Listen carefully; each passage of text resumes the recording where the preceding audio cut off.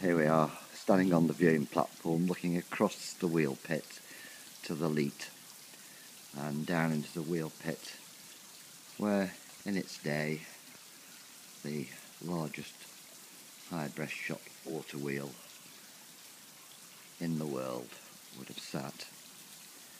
The stairs coming down to the left and to the right enable men to come down and maintain the wheel and its bearings.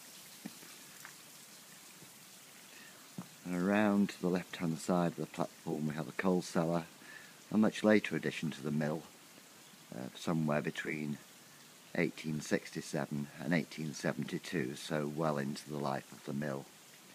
This coal cellar was to provide the fuel for a boiler which sat on this platform here, the gap underneath being the ash pan, or ash pit rather. To the rear of the viewing platform we have this long stone arch here, and the reason for that is that the tail race from the wheel pit was in fact cut and then built as a stone tunnel. You can just see that now down below in the pit, and then backfilled with stone chatter. So the ground below where this viewing platform is not virgin ground, it's disturbed. You would have had a huge weight of 6 stories of mill and floors and machinery bearing down onto the top of this the tail race. The last thing in the world you wanted was for the tail race to collapse, and so this spreader arch was put in to throw the massive weight of those walls and machinery and people out to the sides onto the virgin ground left and right,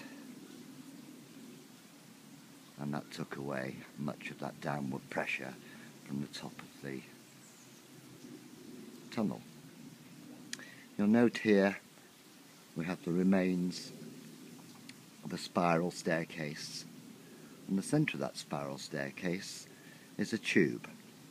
This tube almost certainly would have gone all the way up through the mill, with vents out from it onto the floors as needed, and probably on top of these brick foundations would have been some form of heating the very damp air that would have been in this cellar, created by the mill wheel going round.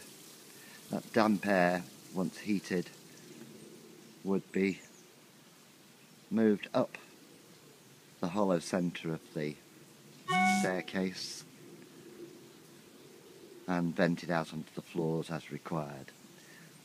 This did 2 things. One, it helped to keep the dust down, and secondly, it certainly helped to keep the twist in the cotton as it was spun.